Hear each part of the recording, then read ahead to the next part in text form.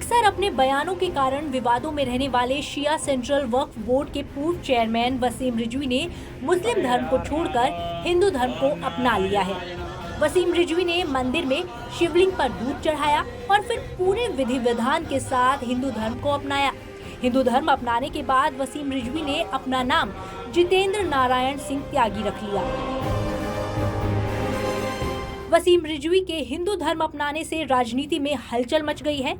कुछ लोगों के साथ साथ वसीम रिजवी खुद हिंदू धर्म अपनाने को घर वापसी बता रहे हैं, तो वहीं कुछ लोगों का कहना है कि वसीम रिजवी अपनी राजनीति चमकाने के लिए मुस्लिम विरोधी बने।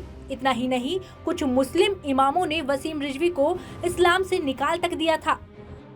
आपको बता दें कि वसीम रिजवी ने पिछले दिनों अपनी वसीयत जारी की थी, जिसमें उन्होंने लिखा था कि मरने के बाद उन्हें दफनाया ना जाए, बल्कि हिंदू रीति रिवाज से उनका अंतिम संस्कार किया जाए।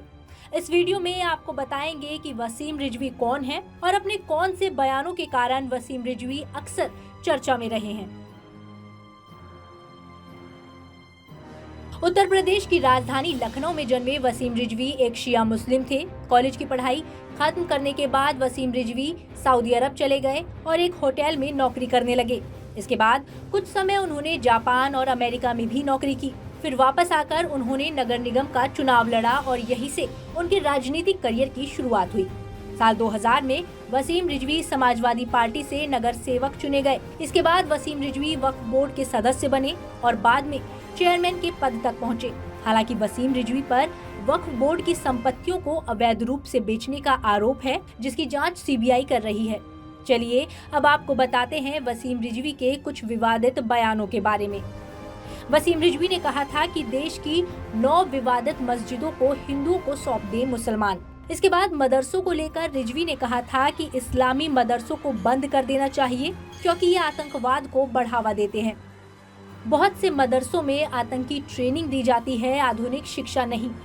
इतना ही नहीं, इस्लाम में रिफॉर्म की मांग करते हुए वसीम रिजवी ने कुरान की 26 आयतों को हटाने के लिए सुप्रीम कोर्ट में जनहित याचिका दी थी।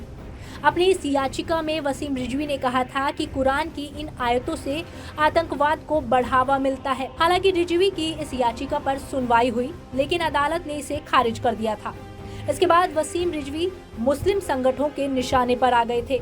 उनका दावा है कि इस वजह से उन्हें कई बार धमकियां भी मिल चुकी हैं। चलिए आपको सुनवा देते हैं कि हिंदू बनने के बाद वसीम रिजवी ने क्या कहा।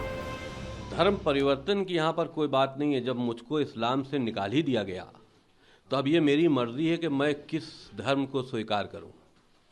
सनातन धर्म दुनिया का सबसे पहला मज़हब है, पहला धर्म है, और जितनी उसमें अच्छाइयाँ पाई जाती हैं, इंसानियत पाई जाती है, हम ये समझते हैं किसी और दूसरे धर्म में नहीं है। और इस्लाम को हम धर्म समझते ही नहीं हैं।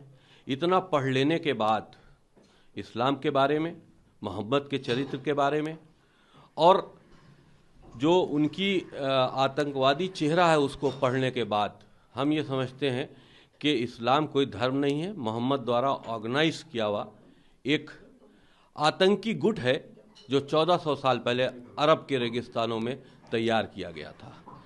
तो जब हमको निकाल दिया गया, हर जुमे को नमाज के बाद हमारा और महाराज जी का, यति नरसिंहानंद गिरी जी का सर काटने के लिए फतवे दिए जाते हैं, इनाम बढ़ाया जाता है। तो ऐसी परिस्थितियों में हमको इस्लाम कोई कहे या हमको कोई मुसलमान कहे, इस पर हमको खुद शर्म आती है। Presenting V News app available on Google Play and App Store. Download it now.